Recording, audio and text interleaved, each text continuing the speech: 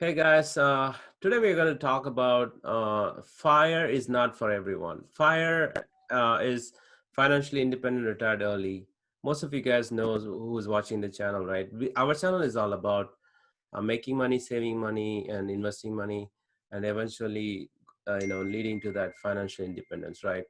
That is what if that's your goal. You're watching the channel, then you probably know your goal exactly, what it meant, right? But some people, what they do, they just follow the others. This become like a trend right now, right? Internet trend. Yeah. Everybody who's like a fire is it's kind of a hot topic these days. And then people think that, once you retired, you could just go to the beach and just spend the whole days, whole week, whole month there, or come back home and watch TV and just sleep in. And that is a financially independent retire early. That's what most people probably thinking, and looking forward to. If you are that person, then yeah, this is a video for you guys. And what we are going to talk about today is like it's not for everyone. It's not like what you think about the fire movement, right? Right. And that reminds me of when you say that, Pankaj, it reminds me of several people. So what we're trying to say is like it's not for everyone because some people think like that, like you said. But when they retire, they'll be left with nothing to do sometimes, right? So Exactly. Yeah. they've Yeah. been working for so long and they've been planning all this financial independence, but at the same time, when they retire, they feel like no, this is probably what this is not what they wanted or Because they probably get bored. Like if you don't oh, have hobbies, exactly. right? They don't have a And hobbies. yeah, and probably they had hobbies that they didn't know. For an example, my dad, he's 70, he's still working, but he's planning to retire. But one of his hobbies is reading, one of his hobbies is teaching. And for a long time, he's been doing that on a side too. So now his retirement plan is to teach and read, of course, for himself, teach for others. So you have to have that kind of plan as in the hobbies that you probably been doing for some time, you'll be thinking about some time, you actually can put into work when you retire. So because otherwise they will be left with nothing to do when you retire, and you're in a limbo, you don't know what to do at that time.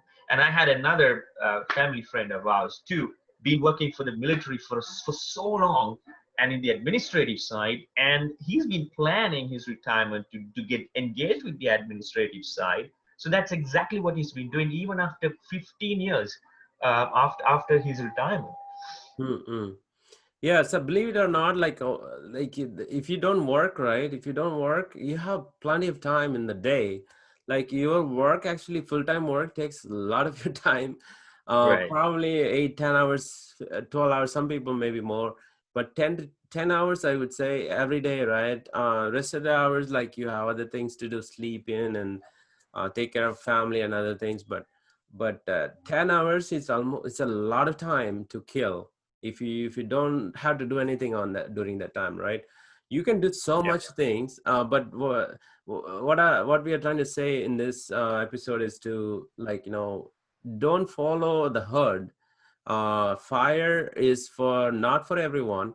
If you are planning for fire, you need to have plan. You need to have, what are you going to do once you stop quitting. You quit the quit the 9 to 5 job, and then what are you going to do during that time frame? You cannot go to beach, you cannot go and do whatever you like all the time, right? You may be fine for a month. After the month passes by, you just wanted to go back to work, like that's why, like, you will be depressed after a month. It's more Yeah, than we've what. seen that. Right? You may have seen that too. I mean, I've seen like several occasions that people actually end up being distressed because they don't know what to do because they didn't plan for their retirement. And that's why it is important to understand your niche, understand your hobbies, and actually put them to use, put them to work by the time you retire. Right, right. Yeah. So I would say, like, have a plan. at least what you're going to do for those time, right? The time is back to you right now. It's not depend on somebody else. Like Right. before, it depends on somebody else giving you work, right?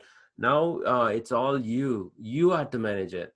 So you have to make sure that, are you going to be reading, writing books? Are you going to be like for example, in my retirement, I have like 100 different things to do. So I'm not Probably a little too many. right. I'm not going to be bored of it, right? I'll be making YouTube videos. I'll be photographing. I'll be doing a drone video, and then I'll be doing some Amazon selling. I'll be doing some real estate. I know I'll be traveling. I won't have time basically. So there's tons of things to do.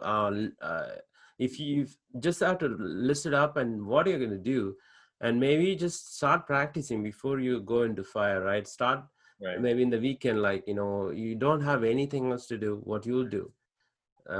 That's what basically we wanted to emphasize in this episode.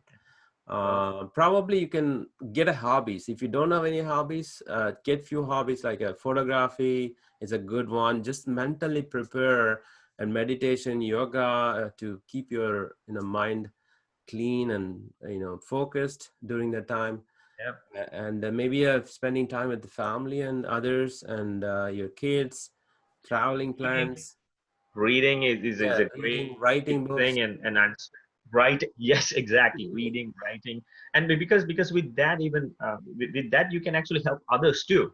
When you read, you gain knowledge, and you can share knowledge. So that way, it's killing two birds with one stone. One thing is you can read for your own knowledge, and you can share that with someone else. That's another thing. Another So thing, you can actually start a YouTube channel. Like we always suggest everybody, encourage everybody to start a YouTube channel and describe what you're doing, what you're going through, your journey, right? Is it documenting your life? Basically, like once you're gone, your kid is there, and they yeah, wanted to see what you did. Like maybe, uh, you never know when we will go, right? So you're gone, like next week or next month, and at least you have something right. for your kids to watch, and Yeah. cherish the Because memory.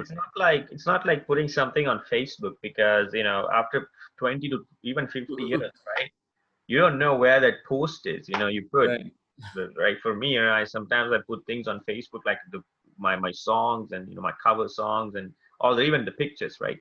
But if you create a YouTube channel, you will have those things forever, and you are leaving a legacy for your children to emulate, or children to follow, and so many others to follow and learn from them. Right. And just put it out. If you know how to play an instrument, just do something on YouTube. How to grab a guitar, how to play a guitar, how to play a song, how to play chords. Things like that, easy peasy. Things that put it out there for others to emulate.